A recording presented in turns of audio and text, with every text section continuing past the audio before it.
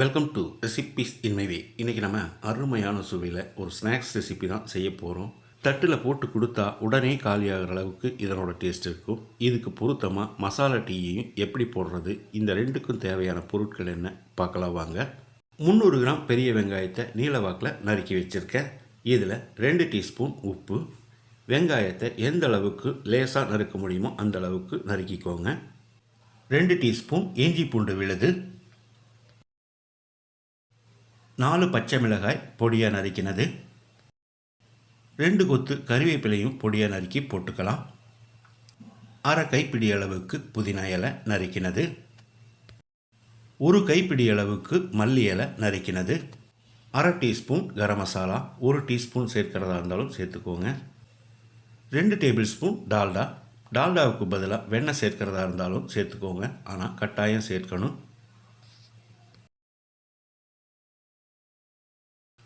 ஒரு 1/4 கப் அளவுக்கு தண்ணி ஊற்றி எல்லாத்தையும் நல்லா பிசைஞ்சிடலாம்.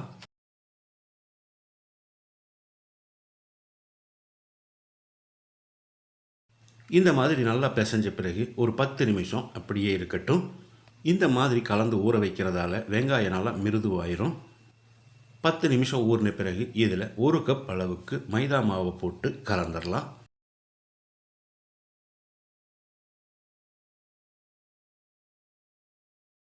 இதோட நான் ஒரு அரை கப் அளவுக்கு கடலை மாவு சேர்க்கிறேன். நீங்கள் மைதா மாவு சேர்க்கிறதா இருந்தாலும் சேர்த்துக்கோங்க. இதில் இருக்கிற தண்ணி பதத்துக்கு தகுந்த மாதிரி கொஞ்சம் கூடவோ குறையவோ மாவு சேர்த்துக்கோங்க.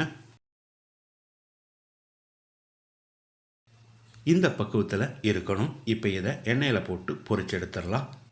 நான் ஏற்கனவே எண்ணெய் காய வச்சுருக்கேன். எண்ணெய்க்கு தகுந்த மாதிரி கொஞ்சம் கொஞ்சமாக போட்டு எடுத்துக்கலாம். டால்டா சேர்த்துருக்கிறதால இந்த மாவில் சமையல் சோடா சேர்க்கலை. ஆனாலும் நல்லா மிருதுவாக இருக்கும். அதே சமயம் டேஸ்ட்டு ரொம்பவே பிரமாதமாக இருக்கும். நல்ல வாசனையோட இது எல்லாருமே விரும்பி சாப்பிடுவாங்க. இது வரைக்கும் இவ்வளவு டேஸ்ட்டாக நீங்கள் இந்த வெங்காய மசாலா போண்டா சாப்பிட்ருக்கவே மாட்டீங்க. அளவான தீயில ஒரு 3-4 நிமிஷம் வெந்த பிறகு இதை திருப்பி போட்டு வேக விட்டுறலாம். அளவான தீயிலேயே ஸ்டவ் எரியட்டும். அதிகப்படியான தீயில வச்சா கருகிரும், உள்ளே வேகாது.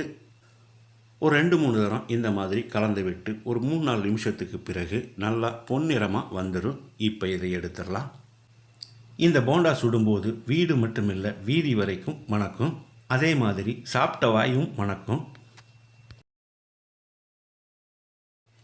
இதே மாதிரி நான் மீதி இருக்கிற எல்லாத்தையும் போட்டு எடுத்துட்டேன்.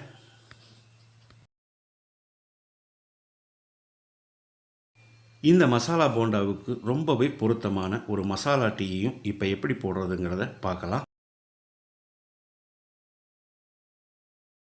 பாத்திரத்தில் 1 கிளாஸ் அளவுக்கு தண்ணி ஊற்றி கொதிக்க விட்டுடலாம். இது 200 மில்லி அளவு.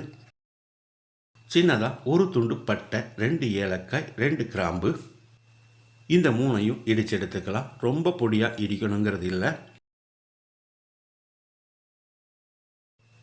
இந்த அளவுக்கு போதும். இதை எடுத்துடலாம். இதுலேயே 1 இன்ச் அளவுக்கு இஞ்சியையும் போட்டு தட்டி எடுத்துக்கலாம். 2 டீக்கு தகுந்த மாதிரி தான் நான் மசாலா எடுத்திருக்கேன்.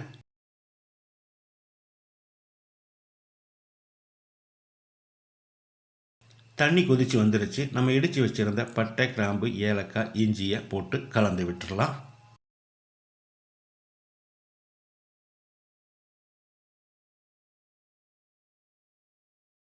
இது ஒரு 2 நிமிஷம் கொதிக்கட்டும். நல்லா கொதித்து வந்துடுச்சு. இப்போ இதில் டீத்தூள் சேர்த்துக்கலாம். நான் 2 பேர்த்துக்கு தகுந்த மாதிரி 2 ஸ்பூன் டீத்தூள் சேர்க்கிறேன். கூடவே சர்க்கரையையும் சேர்த்துக்கலாம். நான் 2 டீஸ்பூன் சர்க்கரை சேர்க்கிறேன். நீங்கள் தேவையான அளவுக்கு போட்டுக்கோங்க. மறுபடியும் ஒரு 2 நிமிஷம் கொதிக்கட்டும். இந்த டீயோட மணத்துக்கும் சுவைக்கும் இன்னொரு டீ சாப்பிடலாம் போல் இருக்கும். அந்த அளவுக்கு இதனோட டேஸ்ட்டு. டீத்தூள் சேர்த்து 2 நிமிஷம் கொதித்து வந்துடுச்சு. இப்போ தண்ணி எடுத்த அதே கிளாஸில் 1 கிளாஸ் காய்ச்சி ஆற வச்ச பால் சேர்க்கிறேன். எந்த காரணத்தை கொண்டு சூடான பாலை சேர்க்க வேண்டாம். பால் சேர்த்த பிறகு 1 நிமிஷம் கொதிக்கட்டும். இந்த மாதிரி நல்லா பொங்கி வரணும். இப்போ இதை ஒரு தரம் கலந்து விட்டு இறக்கிடலாம். இது வரைக்கும் நீங்கள் சாப்பிடாத மாதிரி மணக்க மணக்க அபாரமான சுவையில் நான் செஞ்சுருக்கிற இந்த வெங்காய மசாலா போண்டாவையும் அதுக்கு பொருத்தமான மசாலா டீயையும் இதே மாதிரி இதே அளவுகளோட நீங்கள் செய்து பாருங்கள்.